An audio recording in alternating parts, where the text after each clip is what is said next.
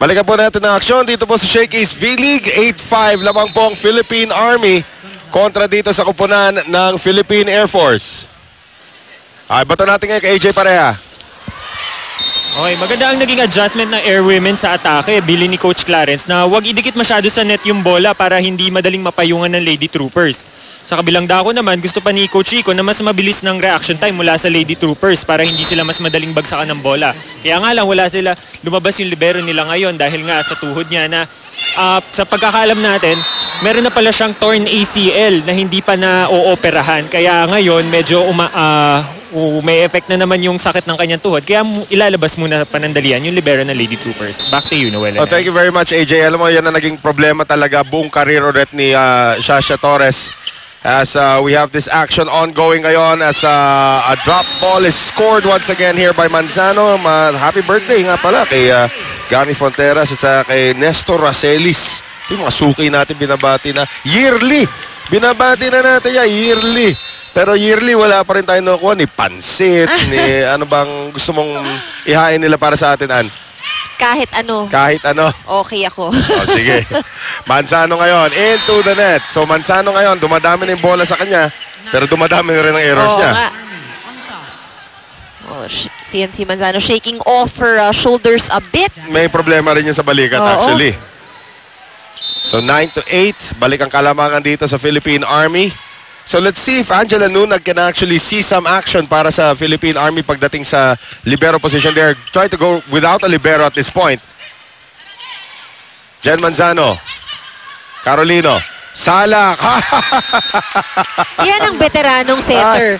Nakita mo ang unang forma magsaset ng bola. There are no words to describe that. Last minute dropping the ball. Ang maganda niyan, dahil sa tangkad ni Tina Salak, walang effort, hindi na tumalo ng mataas. Simpleng ano lang, nag-drop lang siya. Sarap panoorin dyan, Philippine Navy. Pag naglaro na yung Philippine Navy, Janet Serafica naman. Yung magaling sa ganun talaga, yung hulog na hindi mo akalain, hulog niya. Manzano, Alarca, Salak. And here is Iya Yonko, who's back in the game. Manzano, Blanca doon, galing kay Tina Salak. One more time around for Jen. Salak now, underhands it to Joanne Bunag, Banggaan. Cases gets to it. Salak. Bunag! Hindi tumama, hindi pumasok. Hindi tumama sa linya. Called out. Lucky break para dito sa Philippine Air Force. Dapat bigay natin din pangalan to si Salak, si attorney. Bigay ng taga-litigate ba? Taga-litigate. Tuwing may call na kahit na alam niyang out na eh. Sabagay, tama naman sinasabi ng... Ano ba makakalusot? Yeah, tama naman sinasabi ng mga abogado, if you are weak in motive, daanin mo sa... Ano ba, sa ebidensya. If you're weak in evidence, daanin mo sa motive. If you're weak in both, confuse the situation. Tama yung mga sinasabi ng abogado. Ayun, Gonzaga saving it. And Dimac dumping it in. Tabla tayo, Terol. Definitely a better showing for the Philippine Army na buhayan. Right. Earlier, Tina Salak, walang ebidensya, walang motibo. Malay mo makalusot. Attorney Salak. What a serve coming from Jen Manzano, pero pumasok. Sinuwerte pa. Wow, everything going right for Jovelyn Gonzaga at this point. Even those na alanganin, still converted into a point. 11-10. Army up. Captain Bunag. Manzano. Di makulangan. Cases. Lahat. Nilagay na niya doon. Hindi pa rin naka-score. Yonko keeping it alive. Semana across. Salak. Down the middle for Balse. 12-10. Yan na, may kita mo ulit yung movement ng Philippine Army. Ang ganda na naman. Our slow-mo brought to us by Rexona Antiperspirant Deodorant. It won't let you down. Just like Ging Balse. Bunag once again. Uy, pinapaalala po natin muli. Lunes hanggang Biyernes. Alauna po pagkatapos ng Balitang Hali, mapapanood po ang Shakey's V-League dito po sa GMA News TV. At tuwing Sabado naman, 12:45 PM dito rin po sa GMA News TV. And of course, yung mga game highlights and recaps sa News TV All Sports every Sunday at 9 AM. Like us on Facebook, facebook.com/News TV All Sports. Bunag on the serve. Here is Dimac going to Cases. Nakaabang naman si Salak. Yan na, nako. Lumalayo na naman tong Army, ha? At napatayo na ngayon din ng Clarence Esteban. si Coach Clarence.